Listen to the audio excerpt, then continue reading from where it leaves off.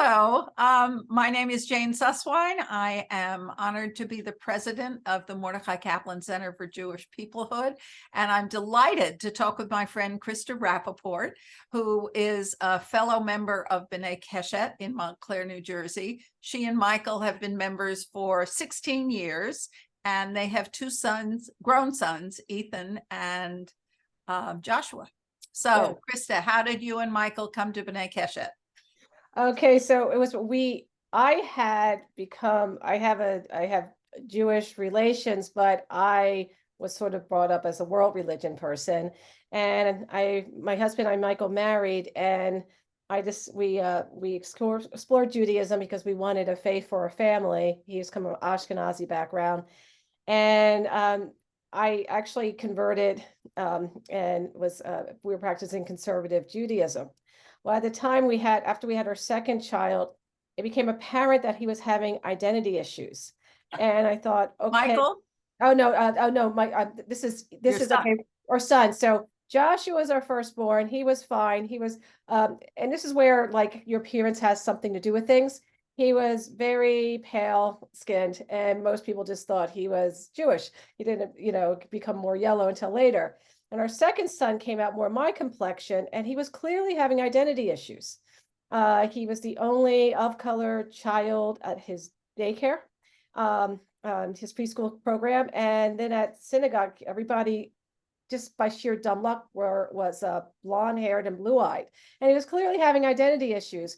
So one friend had moved from Shomer Emunah in Montclair, New Jersey, B'nai Keshet, and they said you really should come to high holidays. And I thought, why? I don't have any need to.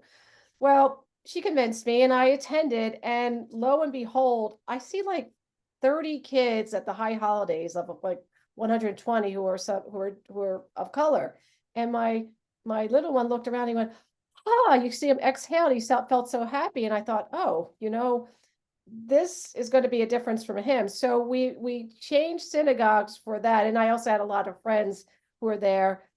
The funny thing is, it made him very happy that it was more multicultural, but he never, like, most of his friends were Ashkenazi and not, multicultural at all. But I think it was just the presence of having representation that made him happy. And that's actually how we came there. We wanted a different type of Judaism, and that one that was, more multicultural.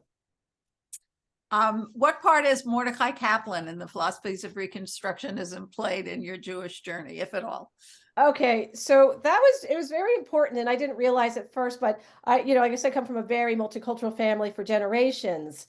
And and in this current generation, I have a Persian, Italian, I have Ashkenazi, Chilean from Chile, and Honduran sister-in-laws. And so this is a lot. Oh, and Korean. So there's a lot of cultures here.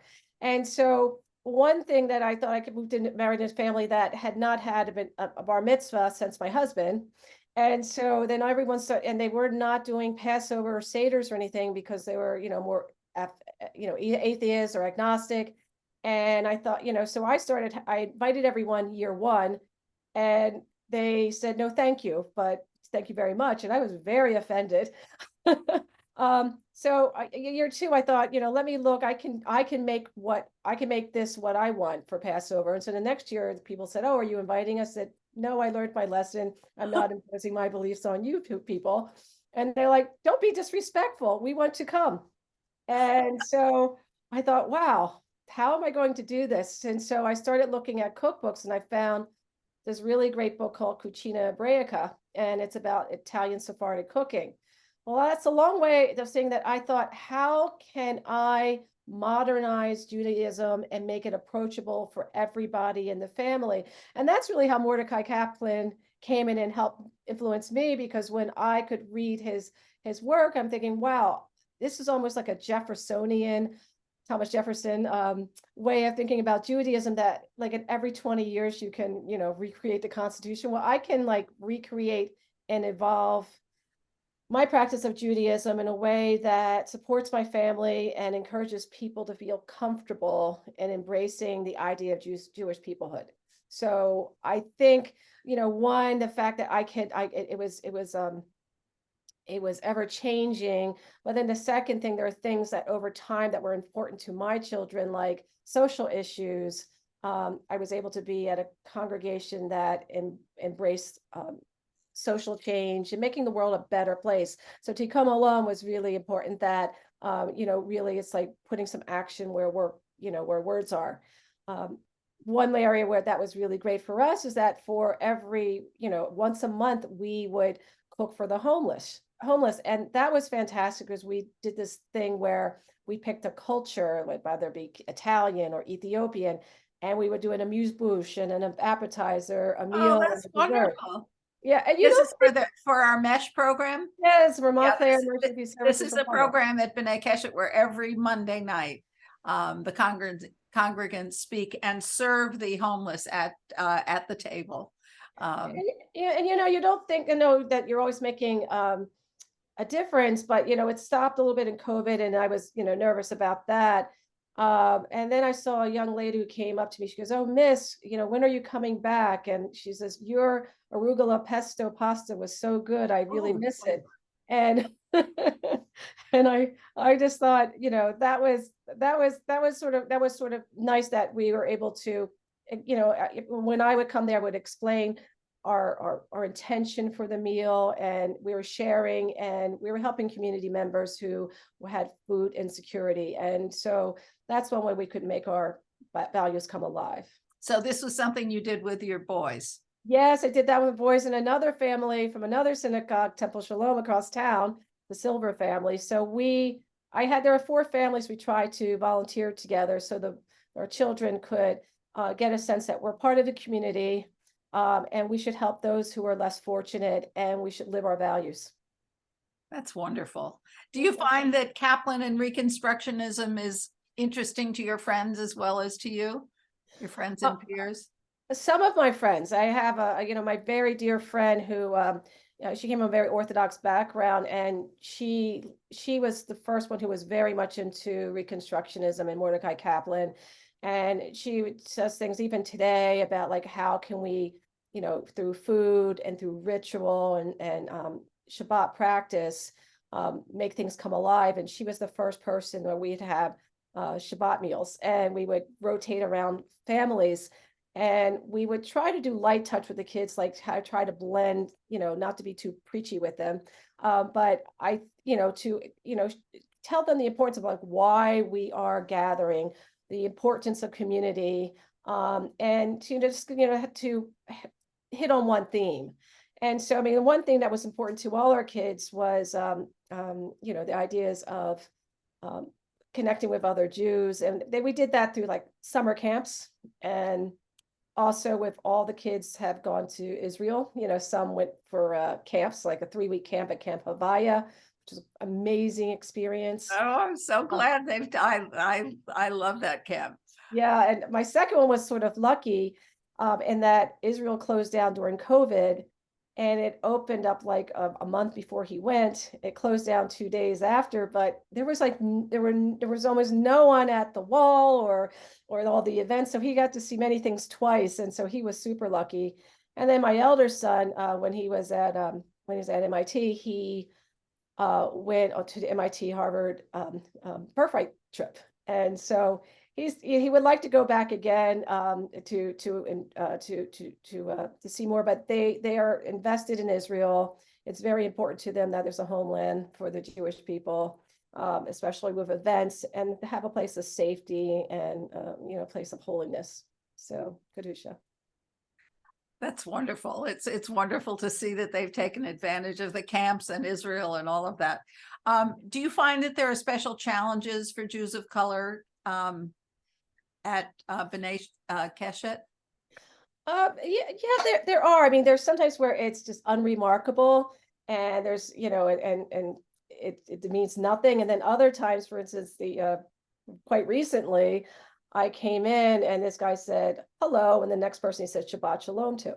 So, so there's that's a systemic thing. And I did not say anything, and I would not say anything. But what makes me, there's a couple of things that we had. One, the bar, and a fella said, I don't know any Jews of color. And I'm thinking, well, and I said, well, there's more than Lenny Kravitz, I mean, like 12% of Jews, technically from the DNA perspective, are mixed.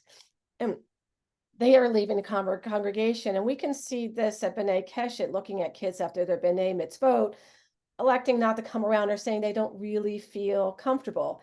And Rabbi Angela Buckdahl of Central Synagogue in New York City talked about having to clean up her own house. And she's a woman who is Ashkenazi and Korean by DNA heritage.